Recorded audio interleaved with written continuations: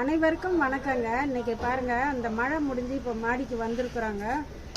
எல்லாமே நல்லா காயெல்லாம் காய்ச்சிட்ருக்குங்க. இது பாருங்கள், கொடி ஊரில் இந்த வருஷம் போட்டது. இது பாருங்கள், அழகாக குட்டி குட்டியாக வந்திருக்கு. சிலது நல்லா பெருசாகவே வந்திருக்குங்க. எவ்வளோ பெருசாக வந்திருக்கு பாருங்கள். இது ஒரு கிழங்கும் ஒரு 1/4 கிலோ சைஸில் நம்மளுக்கு காய்க்குங்க.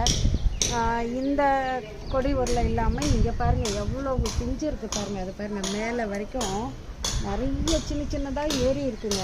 இது நம்மளுக்கு ஒவ்வொரு தடையும் ஒரு 5 கிலோ கிட்ட கிடைக்குதுங்க. இது 6 மாதம் நம்ம அப்படியே வச்சுருந்தோன்னா 6 மாதம் வச்சு அப்படியே வச்சுருந்தாலும் ஒன்றும் ஆகாதுங்க. நம்ம உபயோகப்படுத்திக்கலாம். 6 மாதத்துக்கு அப்புறம் இதில் முளை வருங்க. முளை வரும்போது நம்ம அக்டோபர் நவம்பர்லலாம் இதை அக்டோபருக்கு முன்னாடியே நட்டால் கூட பரவாயில்லைங்க. இது மாதிரி மேலே ஏறி காய்க்க ஆரம்பிச்சிருங்க. இதில் எல்லா உருளைக்கிழங்குல, சாதாரண உருளைக்கிழங்குல சமைக்கிற மாதிரி இதில் எல்லா சமையலும் பண்ணலாங்க. ரொம்ப நல்லாயிருக்கும்.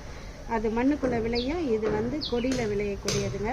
முன்காலத்தில் இதை தான் நம்ம உருளைக்கிழங்கை உபயோகப்படுத்துங்க. இது எவ்வளோ வந்திருக்குன்னு பாருங்கள். அனைவருக்கும் மிக்க நன்றி.